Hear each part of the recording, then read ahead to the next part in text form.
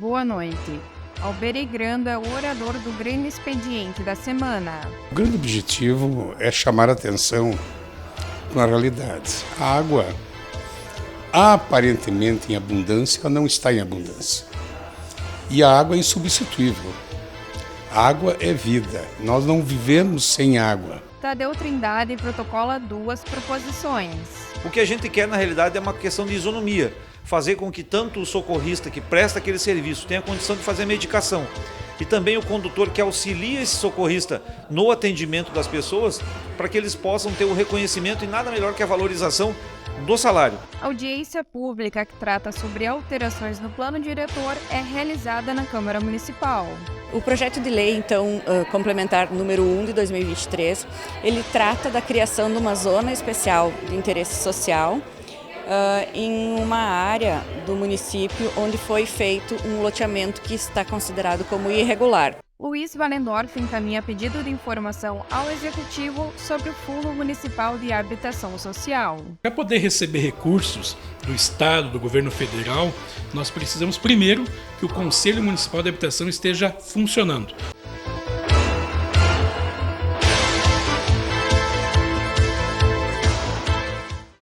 O presidente do Legislativo, Alberi Grando, foi o orador do grande expediente desta semana. O tema abordado pelo parlamentar na tribuna foi referente à água, um recurso natural vital para a vida humana e que precisa ser preservado. Aproximadamente 97% da água do planeta é salgada, presente principalmente nos mares e oceanos, enquanto 3% são água doce, presente nos rios, lagos e geleiras. E somente uma pequena fração, cerca de 0,5%, está acessível para o consumo humano. O presidente da Câmara, Alberi Grando, explica o objetivo de trazer esse assunto no seu grande expediente. O grande objetivo é chamar a atenção para a realidade. A água, aparentemente em abundância, ela não está em abundância.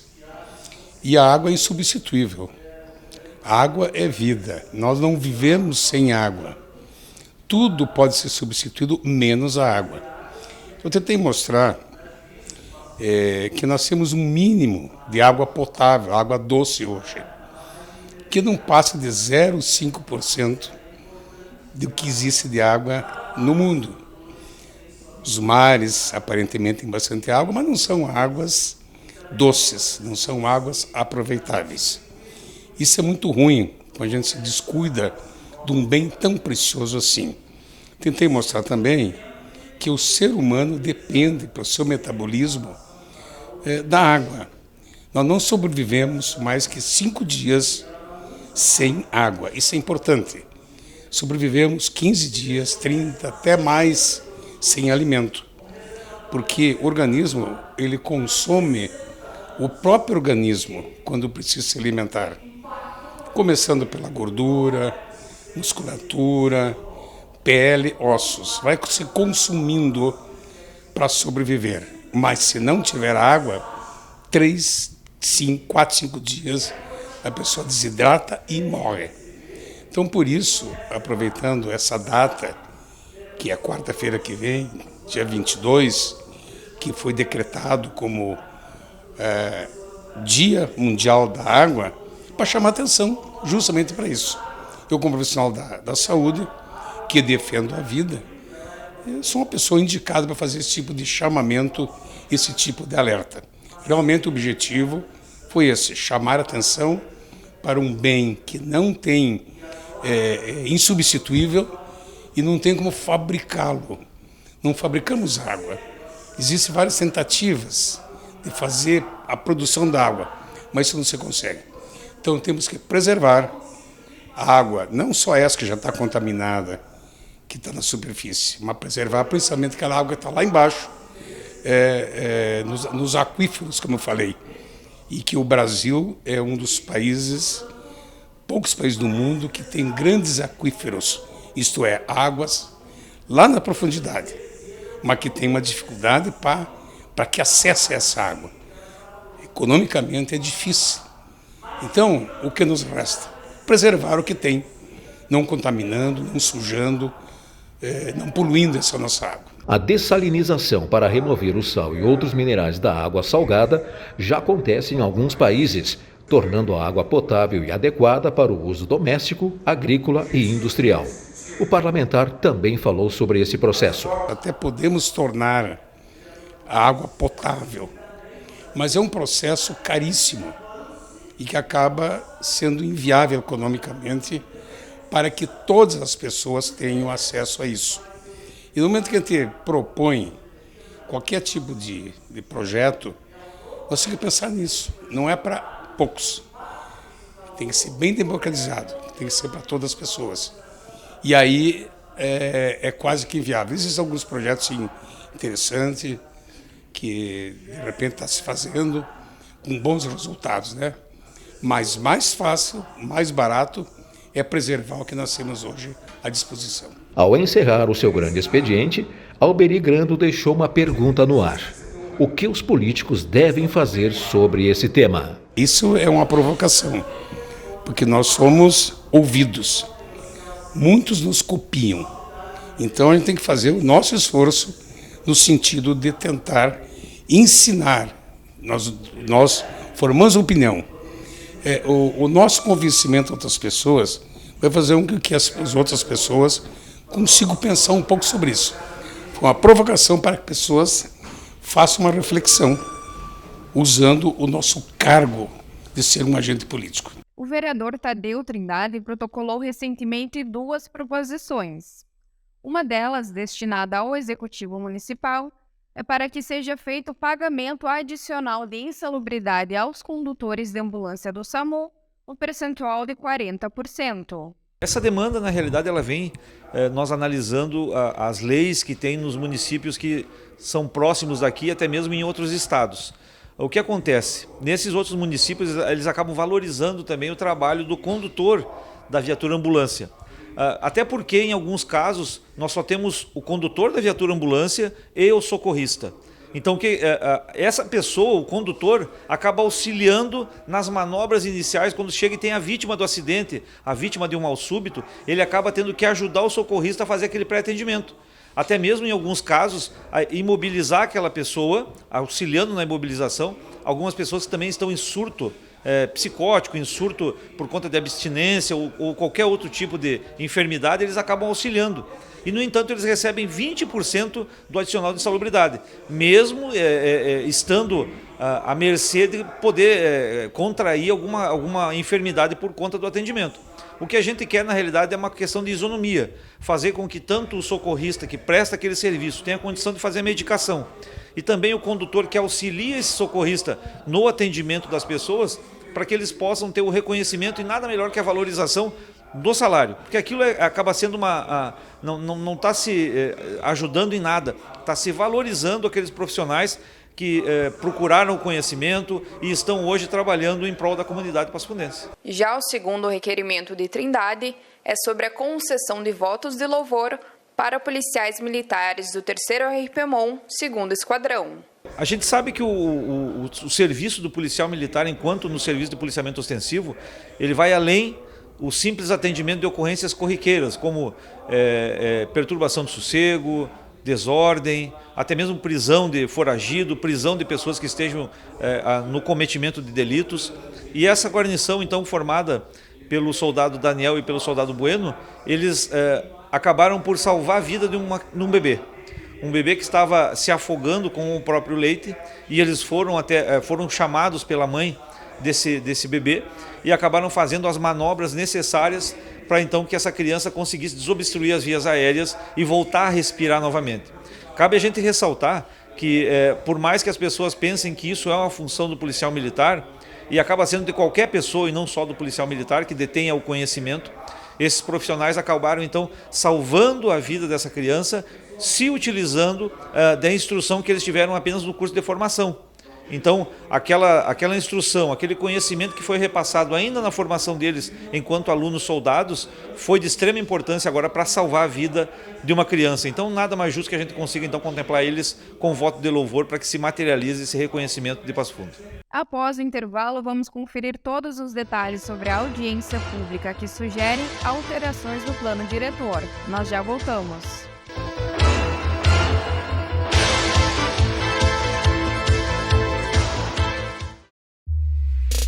gente combina. Nosso encontro, nosso clima. A gente combina. Nosso jeito de se proteger do HIV. A gente combina. Combina. PrEP pra antes, ou PEP caso algo acontecer. A gente combina. Camisinha, seja ela masculina ou feminina. A gente combina. Combina também o teste ou autoteste, viu só? Quanto mais combinado, melhor. Ministério da Saúde, Governo Federal, Pátria Amada Brasil.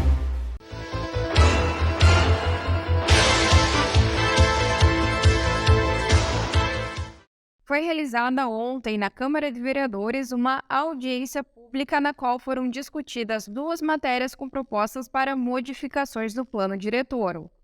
A arquiteta da Secretaria Municipal de Planejamento, Cibele Fiore, e o vereador Wilson Liu, que presidiu a audiência, detalham os projetos.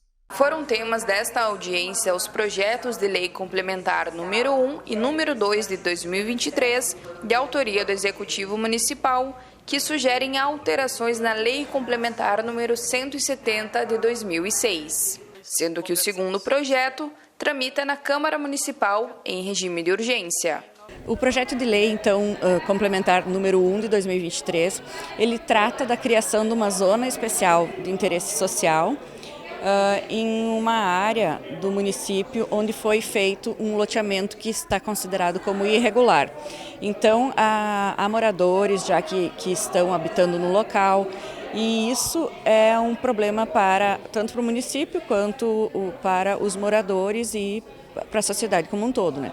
Então, uma das questões que foram abordadas é justamente uma alteração de plano diretor, criando um zoneamento em que seja possível tramitar a sequência desse loteamento, que hoje é irregular, e regularizar a situação também dos moradores que lá habitam. Todos os projetos que mexem no plano diretor têm que passar pelo CMDI e têm que passar por audiência pública, depois eles passam a ter a tramitação normal nas comissões, que vão fazendo suas análises e também tirando suas dúvidas, e depois vão se pronunciar se votam favorável ou não. A CCJ, que é a primeira comissão onde os projetos passam, já liberou o PLC 2, que trata dessa parte mais central da cidade e aquela parte no Boqueirão, de uma zona de produção urbana, para poder usar aí no costado da rua, lá no bairro Aparecida. Então, já foi parecer favorável e a comissão já aprovou e já liberou. O PLC 1, que trata de um loteamento ali junto a Santa Marta e que prevê para o loteador que fez de forma errônea, sem autorização ao projeto. Então, portanto, ele tem que ser sancionado. Então, ele foi feita uma proposta dele fazer o projeto de reurban na ocupação Vista Alegre, que os vereadores da CCJ pediram para aprofundar mais e vão discutir, portanto, segunda-feira. Então, na segunda-feira, a CCJ vai se debruçar sobre esse projeto especificamente para ver se concordam, se isso basta ou se não basta. Achando que seja conforme, então ele será aprovado e vai seguir as demais comissões, e se não, ele fica em espera. Dando continuidade às explicações, a arquiteta da CEPLAN detalha ainda as tratativas sobre o projeto de lei número 2 de 2023. A principal alteração do projeto de lei complementar número 2 é justamente a questão da distinção, a criação de um grupamento de uso que seria inserido na lei do plano diretor relativo aos equipamentos públicos. É uma categoria de equipamentos comunitários públicos que abrangeriam os usos de saúde, educação, de assistência social e os similares, e teriam um olhar estudado caso a caso do ponto de vista técnico, em virtude de algumas restrições que a própria legislação impõe para equipamentos de saúde, de educação, por regulamentações e resoluções federais, e limitações das próprias dimensões de terrenos que às vezes inviabilizam a aplicação, a implantação de uma unidade de saúde, por exemplo. E também foi feita uma revisão quanto aos usos privados relativos à saúde e educação e também às casas de apoio e assistência social, que tentando justamente flexibilizar esses usos pelo porte. Então foram criadas subcategorias e foi feita também a revisão dessas subcategorias com relação ao zoneamento, onde eles são permitidos para implantação perante o plano diretor. E aí são em diferentes regiões da cidade, né? Quais os bairros que estão compreendidos? Nessa alteração do PL 2, a gente tem a abrangência total do território. Então, é conforme o zoneamento que já está vigente. Então, a gente vai criar uma nova categoria de uso de equipamento público para essas finalidades que eu mencionei, e elas vão ser consideradas conformes por ser um equipamento público. E as atividades que são equipamentos de saúde, de educação e de assistência social privadas, foi feito justamente um olhar em função desses critérios que a gente apontou e tentando justamente ordenar no território por porte. Por exemplo, uma escola de educação infantil tem um impacto menor do que uma escola de ensino superior. Então, os critérios adotados para a liberação ou não no território são distintos. A comunidade lotou o plenário e pôde se manifestar. Veja o que disseram 3 participantes. Os projetos de interesse mais geral, como a mudança do plano diretor para as ocupações do Valinhos 1, Valinhos 2, Bela Vista, Planaltina e outras ocupações que devem ser regularizadas. Então, o que a gente está pedindo é que o plano diretor venha para a mesa e não fazer do plano diretor uma colcha de retalhos que serve apenas parte da sociedade e não a comunidade como um todo.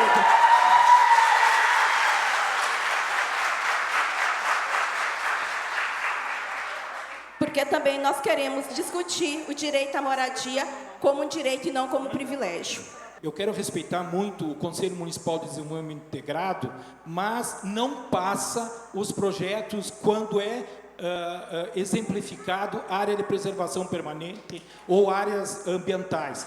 Um deles passou, o outro, infelizmente, não passou pelo Conselho do Meio Ambiente. Portanto, nós gostaríamos de dar vista, porque nós queremos também dar parecer. Nós queremos ser tão respeitado como o Conselho de Desenvolvimento Integrado. Então, esse é um outro questionamento. Quando será apresentado um projeto de urbanização que olhe não apenas para a Vista Alegre, mas que olhe para a Bela Vista e olhe logo atrás para a ocupação floresta? Cito algumas porque lá moram estudantes que quando chove não tem como se deslocar para ir para a escola. Então esse é o ponto, senhores vereadores. Essa população que está aqui certamente tem desejo de ouvir da gestão pública quando terá projeto para essas áreas. Quando vai se discutir o plano diretor, o direito para a cidade, para essas milhares e milhares de famílias que moram nessas ocupações. Obrigado, desculpe me exceder no tempo. O vereador Luiz Valendorf encaminhou ao Executivo um pedido de informação que trata sobre o Fundo de Habitação. O parlamentar justifica o pedido por representar uma ferramenta importante no combate à falta de moradia e a necessidade de reativar o Conselho Municipal de Habitação. Eu tive uma conversa ainda na semana passada com o secretário municipal de habitação aqui de nossa cidade, na qual fui lá e solicitei a ele, primeiramente, sobre a reativação do Conselho Municipal de Habitação aqui em Passo Fundo. Para poder receber recursos do Estado, do governo federal, nós precisamos primeiro que o Conselho Municipal de Habitação esteja funcionando. Então nós falamos com ele também sobre a reativação, e também fiz o pedido aqui pela Câmara de Vereadores, aí faz mais ou menos um mês e meio. Bom, além disso, existe o Fundo Municipal de Habitação e Interesse Social. Então o fundo nesse momento está desativado, e nós encaminhamos o pedido então ao Executivo Municipal para que nos diga quanto tem de dinheiro no Fundo Municipal de Habitação. até porque nós precisamos reativar o Conselho, precisamos fazer que o fundo receba mais recursos para poder investir em habitação popular em Passo Fundo. Com tranquilidade, tem mais aí de 20 mil pessoas na fila da Secretaria de Habitação, né, solicitando aí suas casas. É só ver o tamanho de ocupações que nós temos na cidade, são mais de 50 ocupações em Passo Fundo, porque infelizmente neste momento nós não temos um projeto, né, de habitação popular para a nossa cidade. Mas o que eu quero com isso? É incentivar que isso aconteça, mas para isso acontecer, meus amigos e minhas amigas, nós temos que estar funcionando o Conselho Municipal de Habitação e também, claro, o Fundo Municipal de Habitação, onde é o recurso. E o Jornal da Câmara de hoje fica por aqui. Obrigada pela companhia e uma ótima noite.